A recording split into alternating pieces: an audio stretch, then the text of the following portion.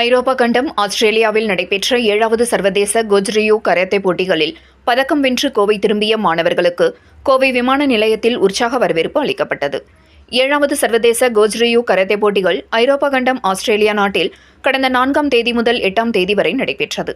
சர்வதேச அளவில் நடைபெற்ற இந்த போட்டிகளில் கலந்து கொள்ள 26 நாடுகளைச் சேர்ந்த 1200 வீரர்கள் கலந்து கொண்டனர். இந்த போட்டியில் இந்தியா சார்பில் 20 பேர் கலந்து கொண்டனர். மேலும் இந்த போட்டிகளில் தமிழ்நாடு கோஜ்ரியோ அமைப்பின் தலைவர் சென்சாய் பார்த்திபன் மற்றும் செயலாளர் பிரமோஷ் ஆகியோர் தலைமையில் கோவையைச் சேர்ந்த 6 வீரர்கள் பல்வேறு பிரிவுகளில் கலந்து கொண்டு பதக்கங்களை வென்று சாதனை படைத்தனர். மேலும் சர்வதேச தரப்பட்டியலில் குமித்தே பிரிவில் 5வது இடத்தை பிடித்தனர். கோவையைச் சேர்ந்த கைலாஷ் என்ற மாணவர் 16 வயதிற்கு மேற்பட்டோர் பிரிவில் டீம் கட்டாவில் வெண்கலப் பதக்கமும், சீனியர் குமித்தே பிரிவில் தர்னீஷ் 84 கிலோ எடைப்பிரிவில் வெண்கலப் பதக்கமும், 21 வயதிற்குட்பட்டோருக்கான குமித்தே பிரிவில் வெண்கலப் பதக்கம், பெண்கள் பிரிவில் டீம் கத்தா பிரிவில் மகா கௌரி வெண்கலப் பதக்கம், சீனியர் குமித்தே பிரிவில் 84 கிலோ எடைப்பிரிவில் வெண்கலப் பதக்கம், ஆகாஷ் 21 வயதிற்குட்பட்டோருக்கான குமித்தே பிரிவில் தரவரிசை பட்டியலில் 5வது இடம் பிடித்து சாதனை படைத்துள்ளார். இந்நிலையில் சர்வதேச போட்டிகளில் கலந்து கொண்டு பதக்கங்களை வென்று கோவை திரும்பிய வீரர்களுக்கு வரவேற்பு நிகழ்ச்சி இன்று கோவை விமான நிலையத்தில் நடைபெற்றது.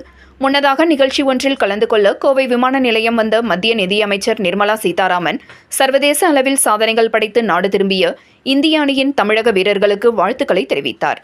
பின்னர் விமான நிலையத்தில் திரண்டு வந்திருந்த பெற்றோர்கள், கராத்தே ஆசிரியர்கள், பொதுமக்கள் வெற்றி பெற்றவர்களுக்கு மலர் தூவி வரவேற்பு அளித்தனர். அனைவருக்கும் பொன்னாடைகள் போர்த்தி பூங்கொத்து கொடுத்தும் இனிப்புகள் வழங்கியும் வாழ்த்துக்களை தெரிவித்தனர் என்பது குறிப்பிடத்தக்கது. அனைவருக்கும் வணக்கம்.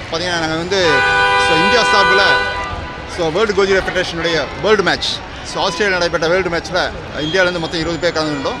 அதில் கோயம்புத்தூர்லேருந்து மொத்தம் 8 பேர். அதில் 6 பிளேயர்ஸ், 2 ரெஃப்ரீஸ்க்காக நாங்கள் 2 பேரும் பார்த்திபன் சென்சாயும் ப்ரொமோஷன் என்னாலும் ரெஃப்ரி இதில் போய் பண்ணியிருந்தோம். ஸோ அதில் நம்ம ஸ்டூடெண்ட்ஸ் எல்லாருமே பார்ட்டிசிபேட் பண்ண 6 பேருமே நல்ல ஒரு அங்கே ஒரு டஃப்பாக தான் இருந்துச்சு. யூரோப்பியனோட மேட்ச் ஃபுல்லாகவே யூரோப்பியன் டாமினேட் தான் ஜாஸ்தியாக இருந்துச்சு.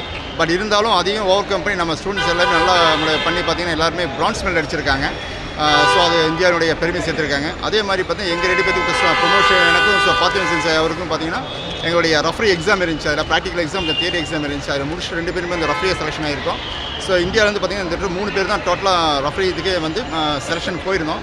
அவ்வளோ 3 பேர் தான் எலிஜிபிள் இருந்துச்சு. அந்த 3 பேருக்கு நாங்கள் 3 பேருக்கு நம்ம செலெக்ஷன் வாங்கியிருக்கோம். மற்றபடி மற்ற எல்லா பிளேயர்ஸுக்கும் பிரான்ஸ் மெடல் அடிச்சிருக்காங்க.